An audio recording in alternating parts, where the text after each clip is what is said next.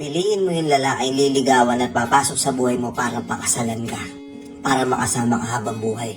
Mararamdaman mo naman yan sa umpisa pa lang. Yung iba kasi basta pogi, okay na eh. Nilapitan sila ng pogi, diniskartehan sila ng pogi, okay na. Bonus na lang yun. Gaano ba talaga kalaking factor yung looks para masabi mo na siya na talaga yung taong para sa'yo? Hindi mo maiintindihan to sa umpisa pero sasabihin ko pa din. Oo, swerte mo kung nakakuha ka ng lalaking gwapo, babaeng maganda, babaeng sexy, masaya ako para sa'yo. Pero kailan mo marirealize na bonus na lang yun? Ang dami dito nagjowa ng maganda o gwapo pero hindi nagtagal. Yung iba maganda nga, tamad naman, di marunong gumawa ng gawaing bahay. Yung iba maganda nga pero mas priority nila yung sarili nila kaysa sa sariling anak nila. Yung anak nila nanggigitata. Yung iba gwapo nga pero hindi naman masipag magtrabaho.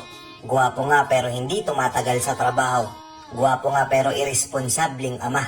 Gwapo nga pero hindi nagsusustento. Kasi sa totoo lang wala naman talagang pangit sa mundong to. Oo, ikaw, kahit ikaw maganda ka, hindi ka man mag-makeup maganda ka, dadating yung tao sa buhay mo na ma-appreciate kung ano talaga yung ganda mo. Ano ba talaga definition ng gwapo at maganda? Physical na panlabas lang ba? At ikaw par, pangit na pangit ka na ba? Sa akin na ako nga, hindi ako kagwapuhan pero hindi ako napapangitan sa sarili ko. Tatalunin mo yung lalaking gwapo na tamad naman kung responsable kang lalaki.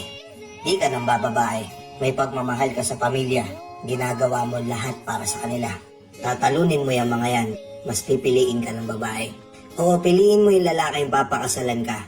Hindi yung dahil may itsura ka kaya ka lang niya ginawa tapos pag lumabas na yung tunay na ugali mo, bibitaw na siya. Lalaki man o babae, pag lumabas yung tunay na ugali ng partner nila, kung mahal talaga nila yun, hindi nila yung bibitawan basta-basta. Tatanggapin niya kung anong flaws mo. Tatanggalin niya sa katawan mo yung mga insecurities mo. Ipaparamdam niya sa'yo na mahal ka pa rin niya. Kung babae man, susuportahan ka ng babae kapag walang-wala ka pa. May pangarap siya na matupad yung mga pangarap mo at tutulungan ka niya. Nung iba kasi, nagjowa kasi wala, magkajowa lang.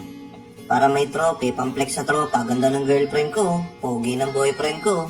Akala ng iba, perfect couple na kayo pero wala nakakaalam na sa loob ng relasyon nyo, sobrang toxic nyo na sa isa't isa. Oo, inuulit ko, gwapo nga pero tamad naman. Maganda nga pero wala namang alam sa gawaing bahay. Daming matitinot, maayos na lalaki at babae dyan pero bakit parang sila pa yung laging iniiwan? Ang daming maayos na lalaki at babae dyan na binibigay nila lahat ng effort, ng time, ng love pero sila pa yung iniiwan. Bakit kaya? Tingin nyo alam nyo ano reason? Kasi wala silang intensyon na pakasalan kayo. Gusto lang nila kayong makasama sa journey nila sa buhay pero hindi nila kayo nakikita sa future nila. At yun ang totoo. Masakit, diba? Huwag ka magmadali. Hindi totoo yung mga salitang tamang tao sa maling oras. Kasi kung siya yung talagang tamang tao sa'yo, hindi na siya aalis pa. Dadating yan sa tamang oras. At kung feeling mo siya na yung the one that got away mo, feeling mo tamang tao siya pero maling oras siya pumasok sa buhay mo, hindi siya yung tamang tao para sa'yo. Hindi siya ibinigay ni Lord para sa'yo. Nakuha mo, date to marry. Gets mo? Peace out.